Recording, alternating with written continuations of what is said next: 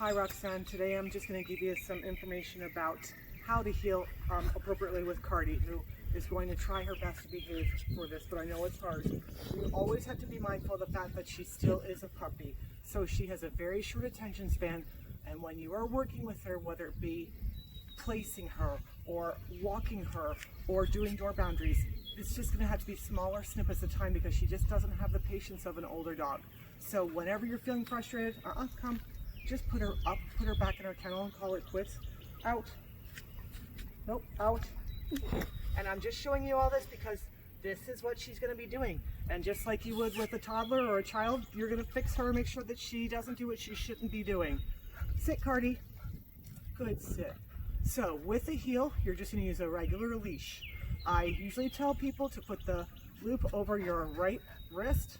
Sit, Cardi. So that way you can work the remote, because the remote is set up for a right-handed person. And then my left hand, if you see, is about 1 foot to 1.5 feet off of Cardi's collar. Sit, Cardi. And that's just because this is the hand that's going to do a ton of communication with Cardi. I don't want you to be doing pulling with any of the hands. Sit. I'm just, like I just did right there, I'm just using my one hand, sit, to tell her through the leash what I'm asking of her. So, once again, because she's so much younger and her attention span is so much shorter, I have to remind her to sit every so often. This is a high distraction area, and she just is, of course, curious about every single thing out here. Sit. So I'm just holding her accountable by reminding her to sit. And my left hand is the hand that's guiding her with the leash as to what exactly I want from her. So, healing. When we are on a walk, it is not a long walk. If we're lucky, it's maybe 1/2 mile to 3/4 of a mile in a structured heel.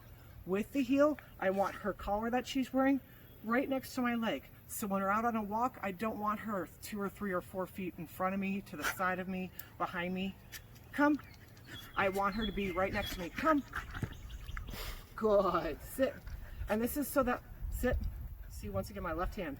This is so that I can communicate more effectively with her. If I give her all this leash, I have to do physical movements like that. Whereas with a shorter bit of leash, I can talk to her with a lot less pressure and just literally use a finger or two to communicate with her. So once again, with the leash, my left hand's over here, and my eventual goal is to have just a loose leash, kind of like the letter J in the leash. The ultimate goal will be this silver buckle to be laying flat. And when you're walking here, you're always checking in with her and seeing what her body language is telling you. I'm looking around the neighborhood, seeing what's going on. Sit. And I'm also checking on Cardi. I'm looking at her eyebrows. I'm checking her ears to see if they're perked because she's now engaged and tracking on something. Come. Sit. Out. Nope. Okay. So that's the end goal. Right now, our heel is not perfect because she's only been with us for 2 weeks and she's a puppy. So this is what you're going to be working on when you're home. When we are healing with her, I'm literally going heel, and I'm tugging on the leash, tug, tug. And I'm letting her know through my hand, my left hand, where I want her to go. Heel. So she starts pulling ahead of me. I push back with my left hand to tell her, nope, that's not what I want.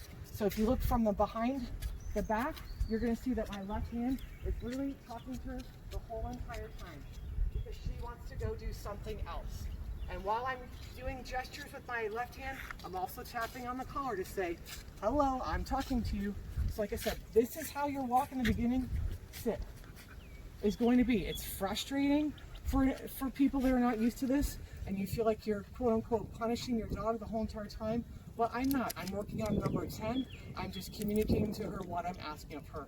And eventually you'll find that you'll be able to go out on a walk and you're not going to be doing so much tugging, sit, and so much tapping. But in the beginning, it's short bursts of work, short bursts of walks with lots of tapping to communicate, sit, what exactly, sit, I'm asking of her. There. Like I said, you'll see just from this short video alone that she today is totally distracted and is not up to par to working. That's the basic gist of heel for you.